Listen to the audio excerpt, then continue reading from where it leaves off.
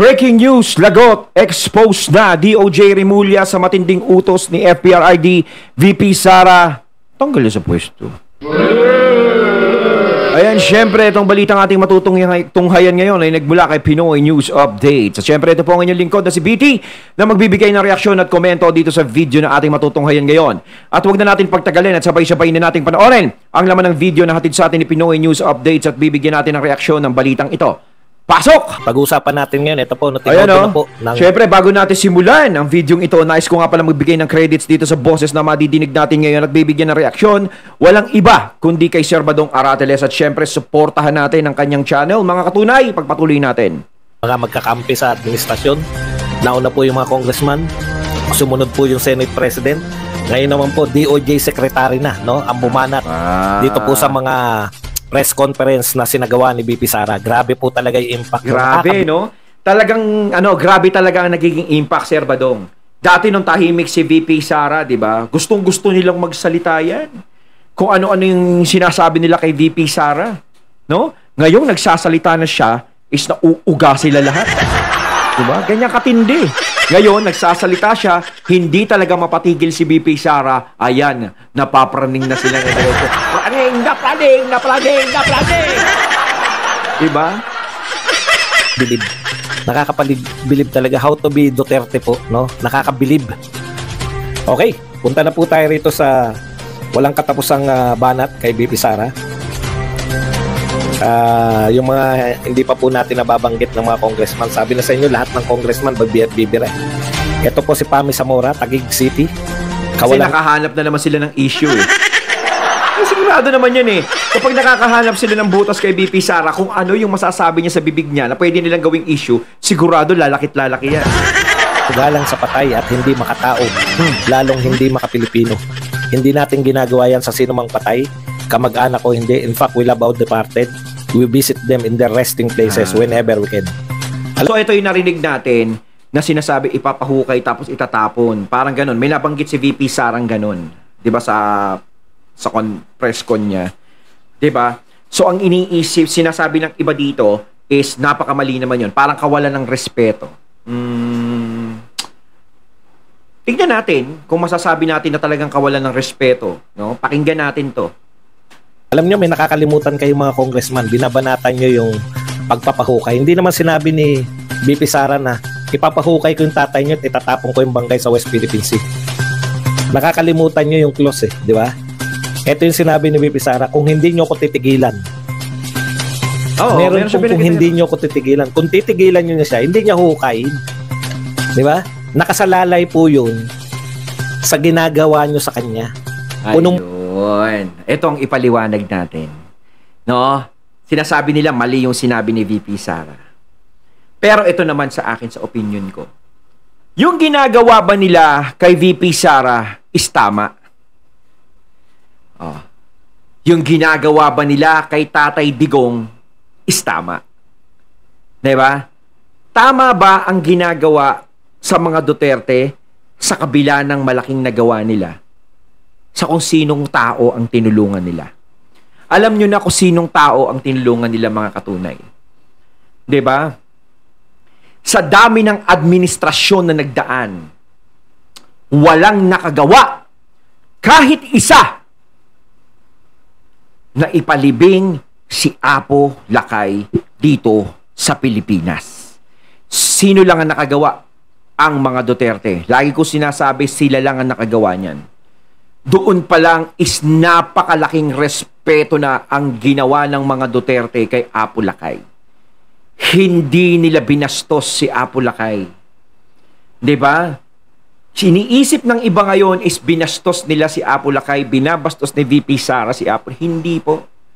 Hindi nila binabastos dahil kung binabastos nila si Apo Lakay, ang administrasyon ni Tatay Digong noon ay hindi papayag na ipalibing si Apo Lakay dito sa Pilipinas sa libingan ng mga bayani na alam naman ni Tatay Digong na maraming kokontra sa kanya, maraming magagalit sa kanya, pero sinugalan ni Tatay Digong yun. Wala siyang pakialam sa galit ng mga tao na ayaw magpalibing kay Apo Lakay dito sa Pilipinas. 'Diba? At ilalagay pa sa libingin ng bayani. Madaming nagrereklamo, pero ginawa niya pa rin. Doon pa lang, makikita na natin ang respeto ng pamilyang Duterte kay Apo Lakay. Kaya wala akong makita na sasabihin na binabastos ni BP Sara si Apo Lakay dahil doon sa nabanggit niya, nahuhukayin tapos itatapon sa West Philippine Sea. Yun yung sinabi ni Sir Badong. No? Kapag hindi siya tinigilan, diba? Ayaw nyo kasing tigilan eh. Nakakainis na ang ginagawa nyo kay BP Sara. Kung ano-ano na ang mga binibintang, sinasabi, di ba? Wala man lang taong umaawat kahit man lang utang na loob. May utang na loob tayo sa mga Duterte. May utang na loob tayo dyan, kaya tayo nandito. Tama na yan, Tambi. Huwag nyo na silang ganyanin. Tama na yan, Kamara. Tumigil na kayo. Tapos na. Wala na. Pwede mo namang ganunin eh. Pero hindi mo ginagawa. Bagkus ay pinababayaan lang sila na gawin kung ano ang gusto nilang pambabastos din na ginagawa sa mga Duterte at pambabastos din na ginagawa kay Tatay Digong. Diba? Sino ang unang nambastos? Diba? Sila ba o ang mga Duterte? Bakit nagkaroon ng ganitong problema? Kanino nagsimula? Sa kanila ba o sa mga Duterte? Hindi mga Duterte ang nagsimula nito. Dahil kung talagang may problema, ang mga Marcos sa mga Duterte is hindi nila susuportahan ng mga Marcos. Sobra-sobra ang pagtitiwala na ibinigay nila sa mga Marcos. Diba? Sobra-sobrang respeto ang ibinigay nila. Sino ba naman tao ang hindi makakapagsalita ng ganon sa ginagawa sa kanya? Diba? Halos pinagtutulong-tulungan ka na. Halos lahat ibinibintang sa'yo. Halos lahat inaakusa sa'yo. Lahat ng 10 ginawa mo, nagkaroon ka lang ng isang maling nagawa. Lahat yun, mali na. Hindi na nakita lahat ng magandang ginawa ng Duterte. Lahat sa kanila hindi na maganda. Lahat mali na. Kaya makakapagsalita ka ng ganun sa sama ng loob mo. Sa galit mo. Diba? At saka sila ang nagpalibing. Diba? Sila ang nagpalibing kay Apo Lakay. Diba? Sila lang. Walang iba. Walang ibang nangahas na kahit sino. Walang ibang presidente ng Pilipinas na naglakas ng loob na makialam sa katawan ni Apo Lakay at ihimlay sa libingan ng mga bayani. Lahat sila takot sa sasabihin ng mga tao sa kanila. Lahat sila takot sa mga dilawan, sa mga sasabihin sa kanila. Tanging Duterte lang ang nagbigay ng pahalaga at respeto kay Apo Lakay. Tapos hahanapan nyo ngayon ng respeto si BP Sara sa ginagawa sa kanya ngayon at sa pamilya niya. Yun ang nasa opinyon ko ngayon. Puno na siya eh. In fact, wala naman talaga kayong kaso, kayong mga congressman. Ang paulit-ulit nilang sinasabi, may mismanagement of fund, may misuse of funds. Misuse and mismanagement ay hindi ibig sabihin na siya ay nagnakaw, ibinulsa niya. Yes. Misuse at mismanagement, sino may sabi? Kayo? COA ba kayo? O yan sa patay po. Punong-puno na po si BP Sara. Yun. Ang ibig sabihin ni BP Sara, pag hindi nyo ko tinantanan, uhukayin ko. Diba? Pag hindi nyo, kung tinantanan nyo, hindi uhukayin. Kasi ayaw kasi tigilan. Tama naman yung sinasabi nyo. Pag sinabi nilang, out of the blue, uhukayin ko yung tatay mo at itatapon ko. Pwede kayo mag-react ng ganyan. Pero may pinagmumulan yun eh. Oh. Diba? Hindi nyo ko tinatantanan. Pag hindi kayo tumigil, anong tawag sa ginagawa nyo sa kanya? Hindi nyo tinitigilan. Kawalang galang yun, di ba? Oo. Doon pa nga lang, di ba? Sa Kamara, halos imbestigahan siya ng napakatindi. Halos sa kanya lang ginawa sa pagiging vice president niya. Sa kanya lang ginawa yun. Samantalang sa ibang vice president, hindi nangyari yung ganun. Doon pa lang, iskawalang respeto na yun. Tanggalan mo siya ng budget. Diba? Doon pa lang, kawalan na ng respeto yun. Kung ano-ano ang iakusa mo sa kanya bilang Vice President, doon pa lang, iskawalan na ng respeto yun. Kaya sino ba ang unang nawalan ng respeto? Sila ba o yung mga Duterte? Yun ang magiging tanong ko. Dahil kung sasabihin nila, yung mga Duterte ang nawalan ng respeto dyan.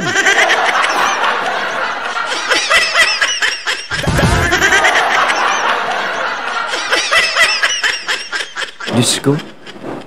Nito lang umalis si BP Sara sa gabinete ni PBBM.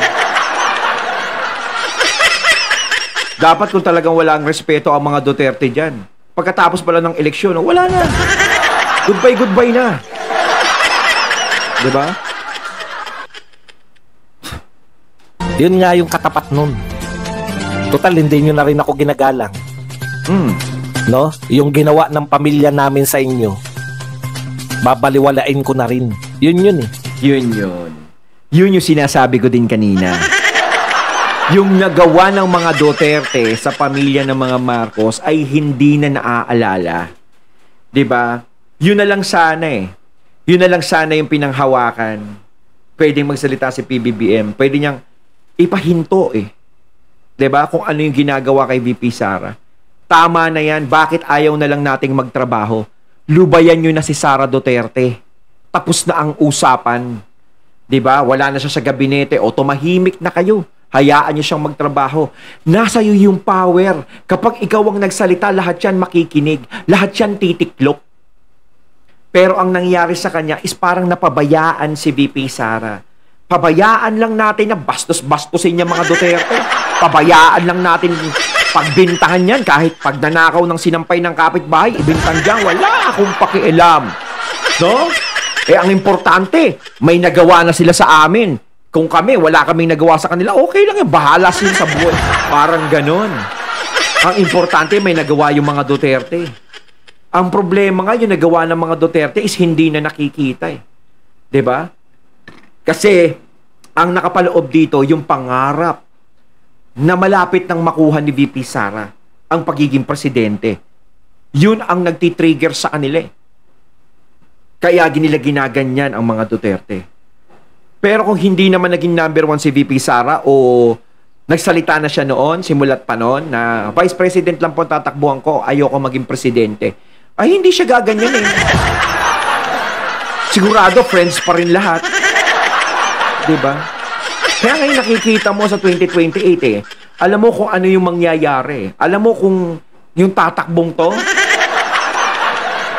ito yung gumaganto kay VP Sara, alam mo kung ano talaga hidden agenda.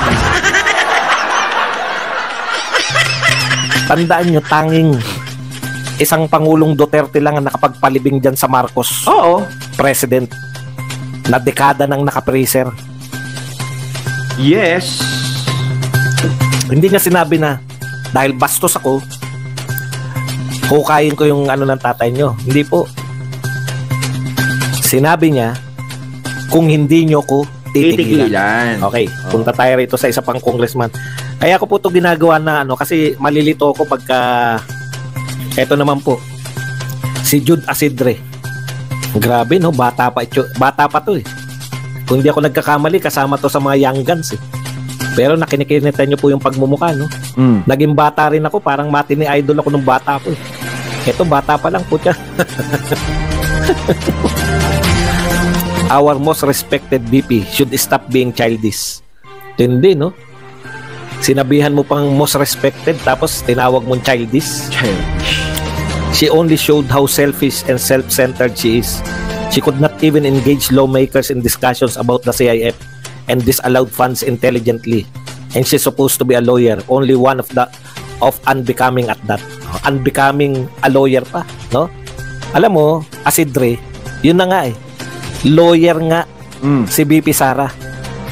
Kaya nga alam niya na wala kayong kaso laban sa kanya. Oo. Kayo lang yung nagpipilit, no? Na i-drag hanggang 2028.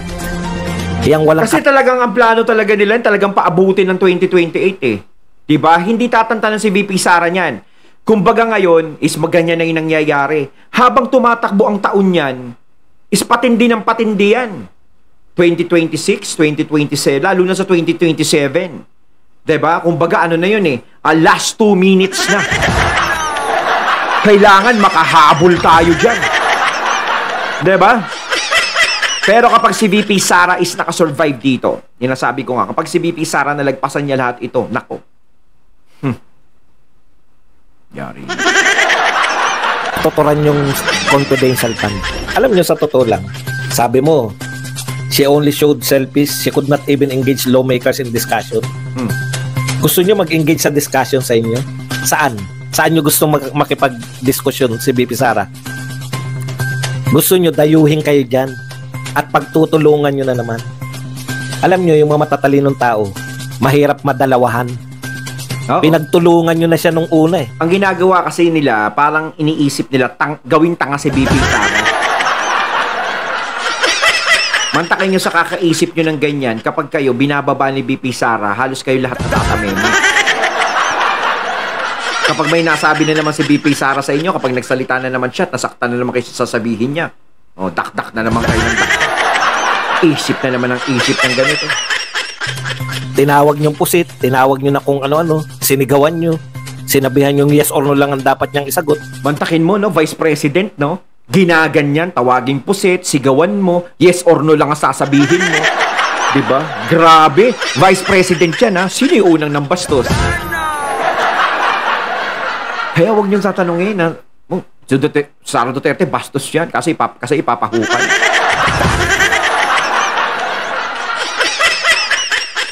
So, yung mga ayaw magpalibing kay Apo Lakay dito sa Pilipinas, hindi bastos yun? Si VP Sara lang ang bastos. Bakit hindi yun? Ba't hindi yun ang inaanin nyo? Diba dapat yun ang bastos? Kasi, ayaw nilang ipalibing si Apo Lakay noon. Diba sila ang bastos? Hindi ang mga Duterte. Tapos gusto nyo paulit-ulit siyang babalik dyan sa lungga nyo. Gusto nyo pala ng diskusyon. Di mag-request kayo ang pumunta sa Office of the Vice President. Oo, sila dumayo ron, di ba? Malamang pagbigyan ka, Asidre. Mag one-on-one kayo. Mag-diskusyon kayo tungkol dyan. Pwede yun. Kumbaga tapang no? Teritoryo namin to. Dito ka bumaba. Hindi. Ang gusto ninyo, diskusyon, mag-isa siya, tapos kayo 300. At sa sarili ninyong bahay. 300 versus Malamang tatanggapin kayo ni VP Sara kung diskusyon lang ang gusto nyo. Pero kayo dadayo sa opisina niya. Di ba? Padadayuhin nyo yung Vice President para pagtulungan nyo. 300 kayo. Oo, kasi basang-basa na ni VP Sara yan eh. Bakit siya pupunta dyan kung ganyan na naman ang gagawin sa kanya? Di ba? Siya na din naman nagsasabi kung para sa Pilipinas, kung para sa mga Pilipino, yung pag-uusapan, yung may maitutulong sa bansa natin, is pwede niyang puntahan. Baka nga kahit sa bahay niyo mismo, puntahan kayo. Diba? Pero kung ganyan lang, nauulitin na naman, confidential fund na naman, na sinagot na ng COA, o malamang ko may dadagdag na naman sila dyan. Pag inimbitahan si VP Sara, o ano yung sinasabi mong pagpapahukay, ha? Ano yan? Siyempre, nakahanap na naman ng bago ang mga kaibigan. Ang mga best friend. May bago na naman silang pag-uusapan. May bago na naman silang itatanong, uusisain. Pagtutulungan yung mag-isa. Bakit hindi kayo lumabas? Kayo ang pumunta sa Office of the Vice President. Yes. Ay, dumayo Kung kayo. talagang diskusyon lang ang gusto nyo. Oo. Malamang pagbigyan kayo. Pwede kayo mag-request. Yes. Ikaw, Asidre. Total, ikaw nakaisip niya. Di ba? Igalang nyo kaya yung Vice President. Oo. Kayo kaya pumunta sa bahay niya. Kayo gusto nyo ng engagement. Gusto nyo ng diskusyon. Mag-request kayo. Pwede po ba kayong makadiskusyon? One-on-one po tayo. Ako po si Congressman Asidre ng Tingog Party List. Baka pwede po kayo makadiskusyon. Pupunta po ako dyan sa Office of the Vice President. Hindi po ba pwede? Oo, kayo naman ang dumayo. Bakit po kayo ang dapat puntahan? Ang problema sa inyo, feeling nyo, mas mataas pa kayo sa Vice President. Oo, ganyan Yun no? lang yun. Parang ang ginagawa kay VP Sara, no? Parang hindi siya Vice President, parang konsihal lang siya. Punta na po tayo rito. Desecration of the dead. Yan, may violation sa revised penal code. Desecration. Yun, hindi rin nakakatawa yun eh. Ito po ang pahayag ni DOJ Secretary. Tumodo na po. Meron Senate President, isang katutak na congressman na. Baka umangal pa kayo niyan, ha? Baka sabihin nyo. Kaya nga nakakita na naman sila ng bago eh. Uy, bagong issue to. Bako natin kay Sara Duterte to. Kaso na naman to. Updated, no? Updated sila sa ganito. Tutulungan pa kayong mag-isa ni BP Sara. Pati DOJ na ngayon, bumibira na. Yeah. Kung mahina-hina po si BP Sara, anong pinalalabas nila ngayon? Merong kakulangan si BP Sara. Okay, dalawa yung punto nito ni DOJ Secretary.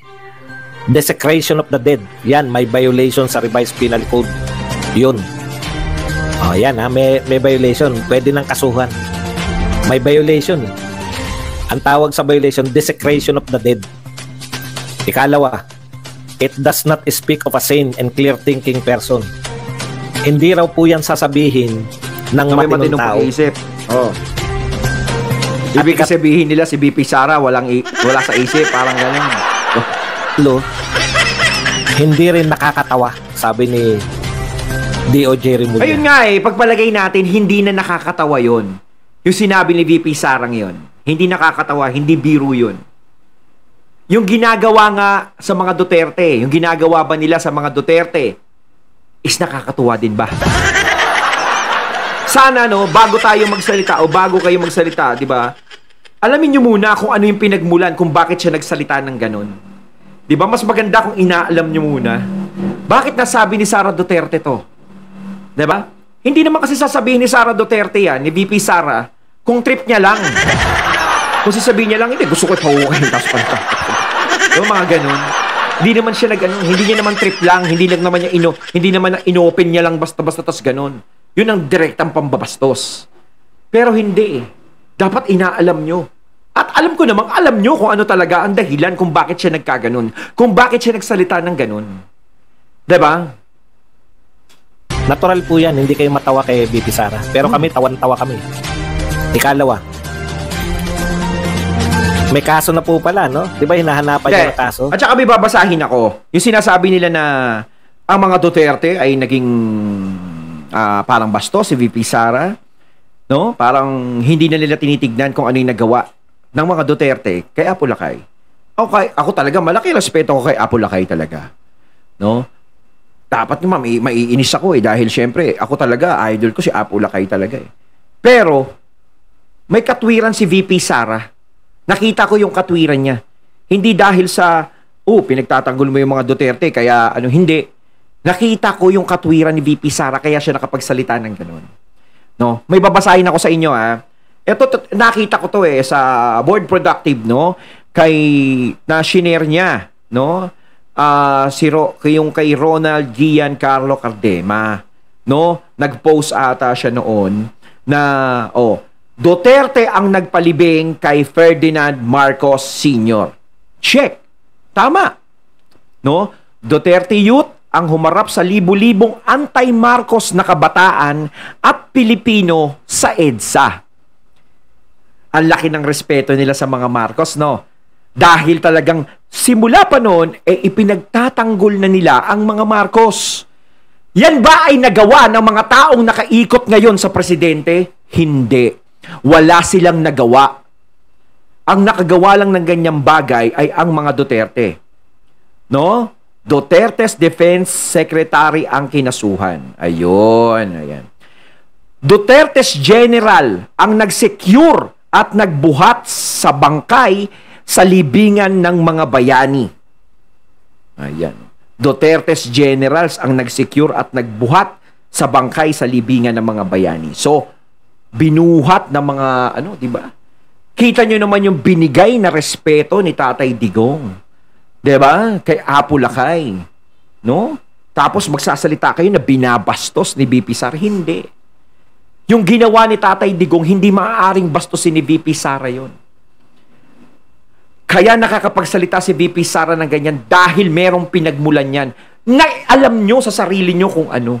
Kaya wag na tayong magtanga-tangahan pa. Diba? kayo po bilang DOJ, nakita nyo na pwede ng kasuhan. Kasuhan nyo na po para matigil na to lahat. No? Kasi matagal na kayo nagsasabi na may nilalabag si BP Sara kahit wala eh. Ayun, at ating natunghayan ng video na nagbula kay Pinoy News Updates at syempre natunghayan din natin ang boses na yun na nagbula kay Sir Badong Aratales. Kayo mga katunay, anong masasabi nyo tungkol dito? Comment lang po kayo sa comment box. So once again, I'm BT and I'm out. Peace.